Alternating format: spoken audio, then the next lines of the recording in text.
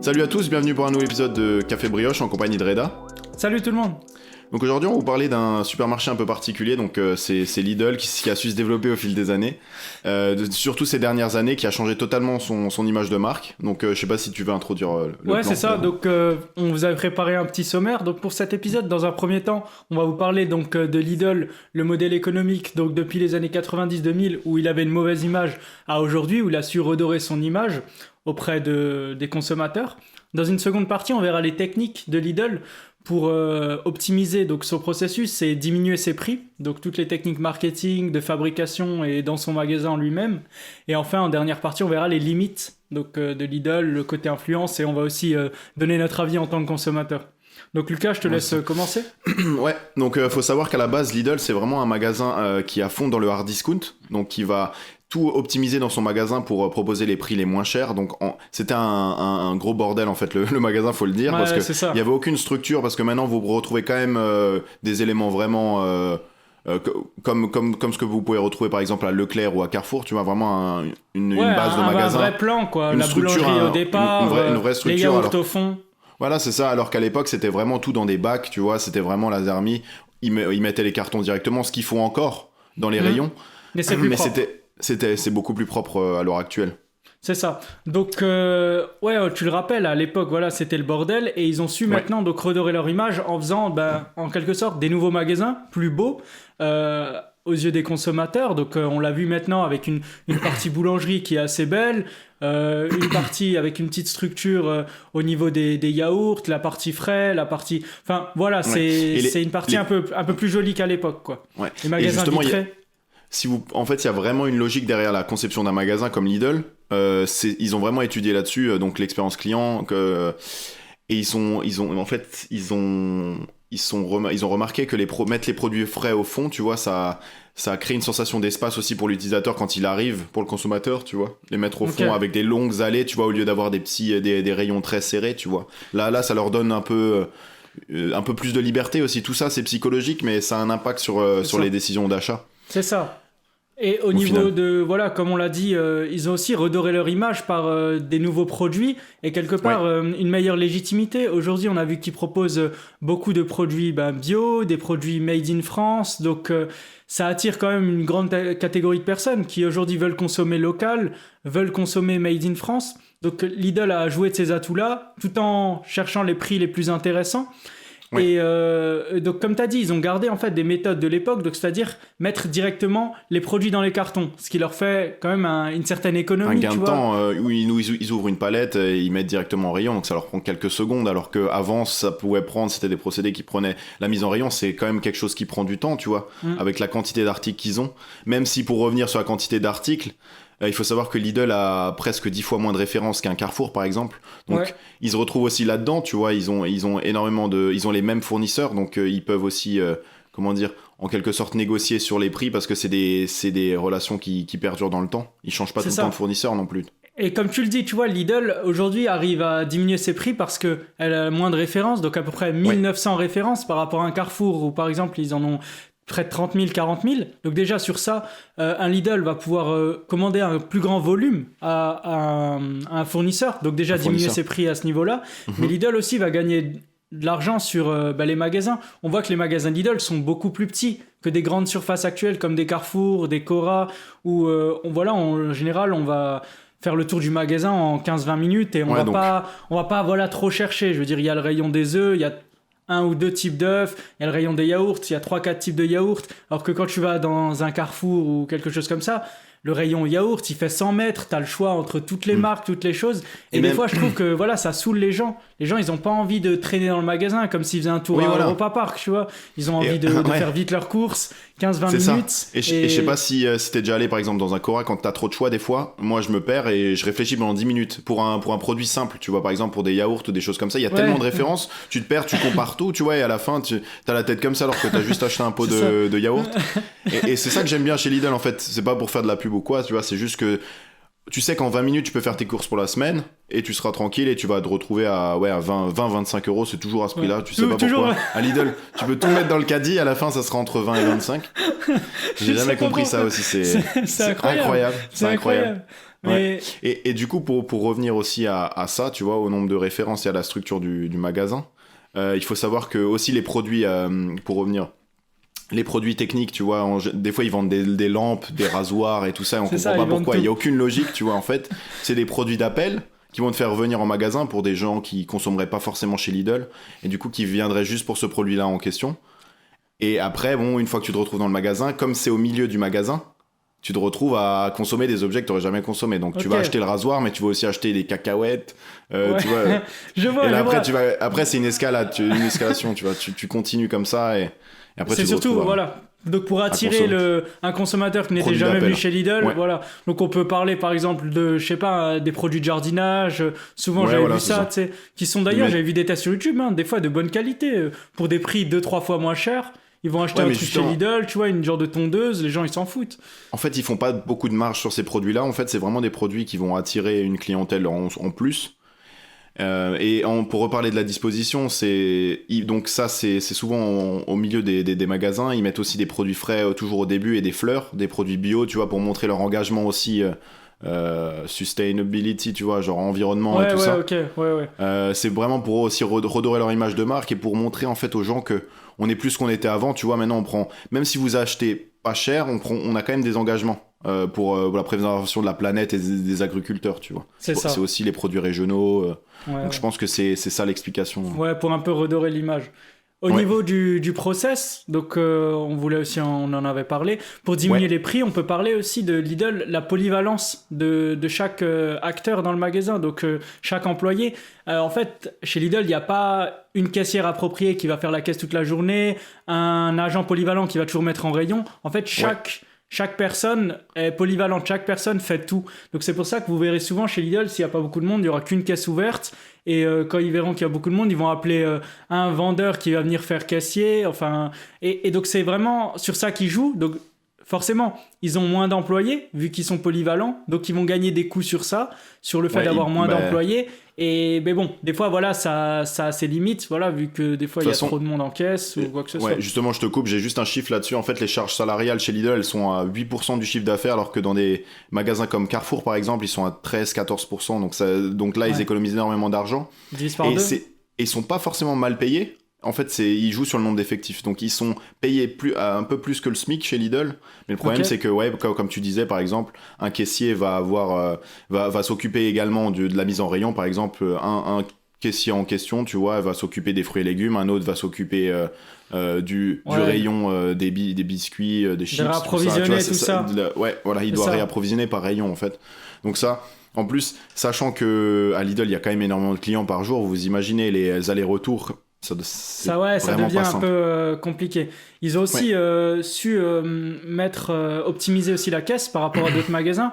Chez Lidl, généralement, les produits, ils ont un triple code barre. Donc, la caisse a un triple scannage, ce qui permet de directement en fait passer le produit sans que la caissière tourne le produit pour chercher le code barre. Ça va vraiment passer comme une usine, quoi. La chose va passer rapidement. C'est un beau rapprochement de fait, tu vois, parce que pour moi, ça ressemble beaucoup à un process d'usine, parce que au final, toute cette optimisation de temps, parce que je crois qu'ils ont des performances à respecter, un nombre de produits à scanner par heure, il me semble, c'est une centaine ou quelque chose comme ça. Donc tout est calculé, tout est mesuré pour à la fin s'y retrouver et proposer des prix cassés au final. En proposant une qualité à peu près correcte. Par minute, c'était plutôt ça, plutôt que par heure, je pense. Mais voilà, ils ont, vous voulez, ils vont beaucoup plus, ils vont beaucoup plus vite que des caisses normales. Mais vas-y. Juste pour revenir sur la proposition des produits en général, parce que tu parlais des codes barres, mais les produits en eux-mêmes, ils sont inspirés aussi de grandes marques. Donc t'as la copie de Oreo, les Neo, tu vois, par exemple. Et justement, je regardais un documentaire là-dessus et c'est super intéressant parce que t'as des spécialistes pour la conception des produits qui ils vont même pas se cacher dans le documentaire. En fait, ils vont ramener des produits des produits d'une marque de salade en France. Je sais pas si on peut dire la marque, mais ils vont comparer ça. Ils vont regarder les best-sellers dans les magasins en général d'autres marques et ils vont copier à l'exact. Et ils vont copier vraiment à l'exact les produits. Ils vont juste parce que en général sur certains produits t'as les marques qui déposent des brevets. Par exemple, pour la fourchette, elle a une conception particulière, tu vois, tu peux pas tout recopier non plus. Voilà, mais sur la conception eux-mêmes, ils peuvent pas déposer de brevet sur une salade, par exemple, tu vois. Alors que, donc par exemple, ils vont recopier ça à un maximum, tu vois, ils vont proposer ça en rayon et ils savent que ça va marcher parce que ça s'est très bien vendu dans les autres magasins. Donc c'est comme ça aussi qu'ils créent des produits et ils sont sûrs de s'y retrouver économiquement. Et forcément, tu vois, eux, ils vont le faire en interne, voilà, ils vont le fabriquer eux-mêmes, moins cher, leur propre emballage, leur propre système. Donc du coup, voilà, ils ont quelque part, entre guillemets, plagié. Mais ouais, on voit, tu vois, Oreo et Neo, tu vois, ils s'en cachent clairement pas. Je veux dire, Neo, Oreo, déjà ça rime, le packaging, il est bleu. Est pareil. L'Oreo, franchement, tu les mets les deux à côté, c'est les mêmes. En fait, ils jouent avec la loi au maximum, donc ils sont pas dans l'illégalité, tu vois, ils vont vraiment connaître la loi au maximum, tu vois, et ils vont se rapprocher le plus d'un produit. Parce que ils peuvent pas, avec les prix qu'ils proposent, ils peuvent pas non plus avoir de la recherche et développement, une recherche et développement très poussée. Donc il faut optimiser ça, tu vois, il faut trouver une solution pour optimiser ça.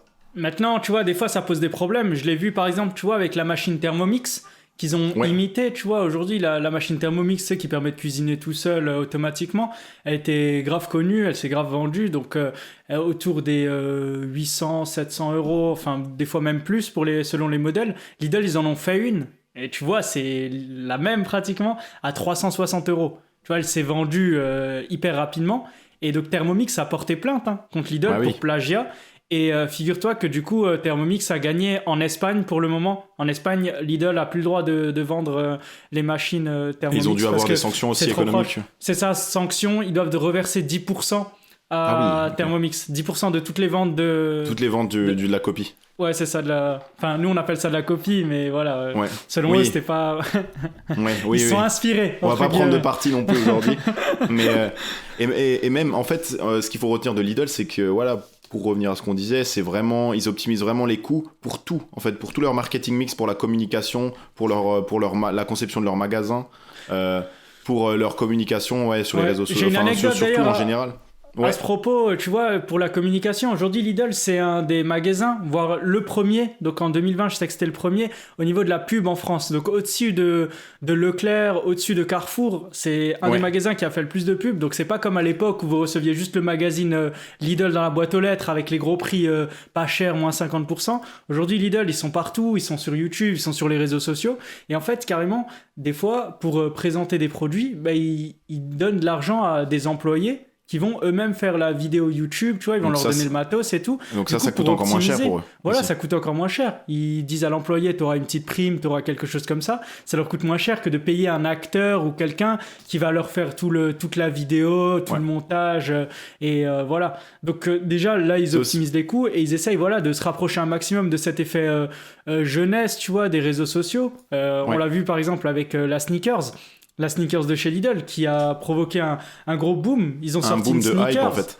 De hype. Tout le monde est allé l'acheter, 12,99 €. Et ça a été un objet de spéculation, encore une fois, à se vendre à 300, 400 euros sur les sites de revente. La communication et l'aspect inattendu de la chose, parce qu'on s'imagine pas avoir des chaussures Lidl, tu vois, à ce point-là, poussées. La couleur, elle est flashy. Les gens, pour montrer qu'ils sont un peu anticonformistes, tu vois, ils vont porter ces chaussures-là et en même temps, c'est, tu vois, genre, c'est juste ça, c'est le délire, tu vois. C'est le délire, en fait, c'est vraiment c'est ironique, mais les gens vont quand même l'acheter au final et ils vont faire énormément d'argent. On rappelle cet aspect d'unicité. Ouais, vas-y. Ouais, voilà, c'est ça. Non, pour l'optimisation des coûts, j'avais aussi une autre anecdote. Je sais pas si vous savez, mais à Lidl, il y a pas de musique. Il y a pas de musique parce qu'ils veulent pas payer les coûts de la SACEM aussi. Donc ça aussi, c'est optimisé c'est optimisé à ce niveau-là. On rigole pas sur les choses. C'est vrai que j'avais jamais remarqué. Ouais, c'est vrai que j'ai lu ça, j'étais aussi sur le cul. C'est pour vous montrer aussi le rôle de la musique dans les magasins qui est pas forcément nécessaire parce qu'on fait pas la distinction comme voilà. On fait jamais la distinction entre musique ou pas musique. Donc ils ont fait le choix de pas en mettre et de l'investir autrement, tu vois, et c'est super smart. Donc c'est tous ces petits process là qui permettent à la fin à Lidl de se retrouver économiquement tout en proposant des prix genre cassés. C'est ça. Je pense que c'est ça. On en revient du coup aux limites, tu vois, de Lidl. Aujourd'hui, voilà, ils ont des prix cassés, ils ont des fournisseurs qui peuvent baisser les marges par rapport aux grandes surfaces. Mais comme on dit, jusqu'à quel prix ? Tu vois, jusqu'à quel prix ça prend tout son sens ? Parce que aujourd'hui, tu vois les employés, tu vois, ils font des allers-retours et tout, je veux pas dire, mais c'est pas la meilleure manière de travailler, enfin, la plus ergonomique en tout cas, tu vois. Ouais. Surtout que en général en caisse, tu vois, ils sont rarement assis, tu vois, ils sont souvent debout. Les caisses vont faire des allers-retours, ils ont souvent une oreillette, tu vois, pour savoir ce qu'ils ont à faire. Donc Beaucoup au final, de pression de la part des managers aussi. Ouais. baisser les prix, mais voilà, il faut quand même essayer de tenir compte du bien-être des employés. Et voilà, chez Lidl, bah, on va baisser les prix jusqu'à des fois, voilà, pas trop tenir compte. On l'a vu dans certains documentaires, tu vois. Ouais, après, d'après ce que j'ai vu, ils essayent de faire de s'améliorer là-dessus aussi, en proposant quand même, en augmentant peut-être leur effectif à certaines fois, tu vois, parce que même il y a des situations où c'est juste pas possible d'endosser les deux rôles de caissier et de mise en rayon, Ouais. parce qu'il y a trop de clients. Par exemple, on pense à un samedi après-midi, s'il y a un manque d'effectifs, c'est impossible à combler, tu vois. C'est ça, tu cours dans tous les Donc, sens. Tu cours dans tous les sens, et des fois c'est même pas possible humainement parce que tu dois rester à la caisse parce qu'il y a une file pas possible. Donc ça c'est peut-être à revoir, ouais.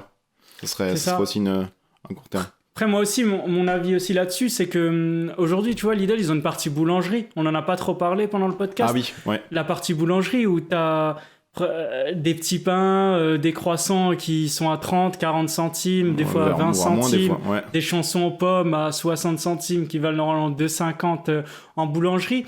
Donc on peut se poser cette question de dire, tu vois, quelque part, eux aussi, ils encouragent les consommateurs parce que franchement, les petits pains, tout ça de Lidl, ils sont bons. Hein. Moi, j'en mange. Ouais, ils font le taf. J'en ai déjà mangé, j'en mange. C'est très bon. Et pour le prix, surtout. Et ils sont toujours mis à l'entrée du magasin aussi. C'est aussi une manière d'attirer parce que t'as aussi comment dire, c'est l'odeur que ça apporte, tu vois, dans le magasin. Ça aussi, ça t'attire à consommer aussi quand t'arrives. Et voilà. Donc tout est calculé en fait. C'est ouais. Et donc quelque part ça a des avantages aujourd'hui. Tu vois, on parle beaucoup des artisans, tu vois, qu'il faut les aider, les boulangeries, tout ça. Il y a de moins en moins de vrais artisans, tu vois. Beaucoup de boulangeries ça centralise tout ça en fait. Voilà, se font livrer du congelé le matin et ils se prennent pour des boulangers alors qu'ils le sont pas. Ils mettent dans le four et voilà. Donc quelque part ça contribue un peu à ce développement des boulangeries, je dirais un peu congelées, la fin des boulangeries traditionnelles. C'est ça, ouais, et voilà, je trouve ça dommage parce que forcément, un boulanger qui se lève à 4h du matin et qui va préparer son pain et ses petits pains, il pourra jamais concurrencer un Lidl avec un système industriel, quelque chose d'aussi peu cher, d'aussi efficace, avec autant de quantité. Et même en termes de volume, ils s'y retrouvent totalement. Et ils peuvent casser les prix justement grâce à ça.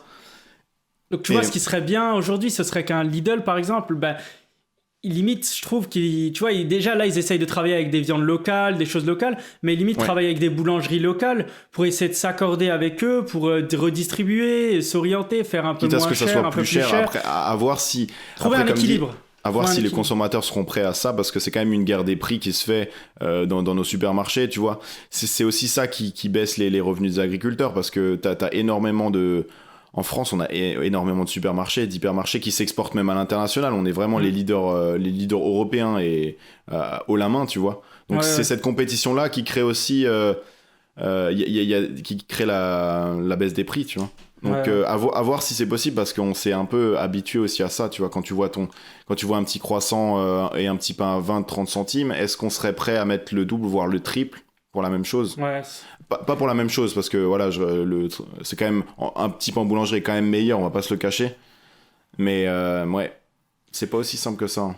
Est-ce que j'avais une question à te poser? Est-ce que selon toi, est-ce que t'as une image différente de Lidl par rapport à l'époque? Tu vois je pense qu'on est trop jeune pour ça, parce que en vrai, j'ai connu ce Lidl-là depuis que je suis petit, presque. Hein. Parce que la boulangerie, je crois qu'elle a été introduite en 2008. Donc, en 2008, on avait quoi, 11-12 ans.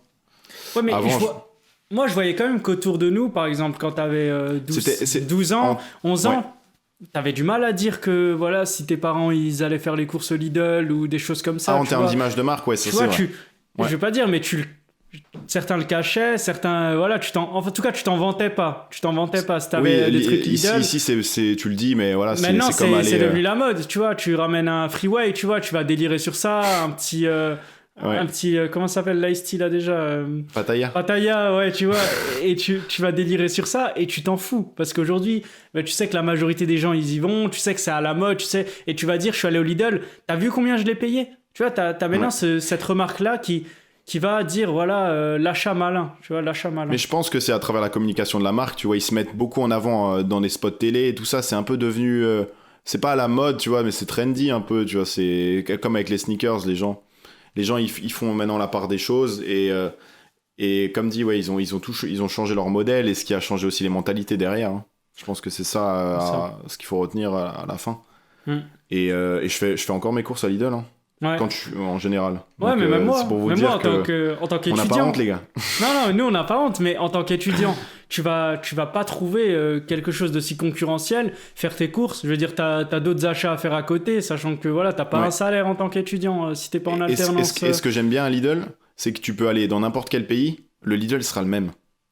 Et c'est un peu, quand tu voyages aussi, c'est un peu le côté rassurant, tu vois. T'es là, bon, c'est comme en France, t'as les mêmes références souvent, tu vois. Donc, ouais, ça dépend. Ça a des bons aspects aussi. Ça dépend. Bon, j'étais à Madrid. J'étais à Madrid. En fait, ils s'adaptent vraiment aux produits locaux. Quand j'étais à Madrid, tu vois, le rayon boulangerie, il était vraiment différent. T'avais pas de petits pains et de croissants comme en France. Ouais, ils s'habituent des empanadas, des feuilletés aux épinards, tu vois, des choses que les gens vont acheter localement, qu'ils ont l'habitude. Ça leur parle, un empanadas au poulet, un empanadas au thon. Donc, ils vont aussi vraiment s'adapter à la population locale pour les faire encore plus acheter. Ouais, mais je parlais plus de la structure aussi du magasin. Ah, la structure du magasin, oui, c'est vrai. C'est un peu rassurant aussi de ce côté-là. Mais toi, tu payes combien par mois, enfin par semaine quand tu fais tes courses à Lidl? C'est quoi ton budget? Franchement, je vais pas te mentir, quand j'étais à Madrid, donc sachant qu'en Espagne, le coût de la vie, il était moins cher par rapport à la France. Bon, allez, je vais prendre en France. J'étais à environ 25-30 euros, tu vois. Ah oui. 30 euros. Après, moi, je paye donc quand même pas mal de choses. Mais ouais, 25-30 euros. Ça reste correct, tu vois, par rapport à...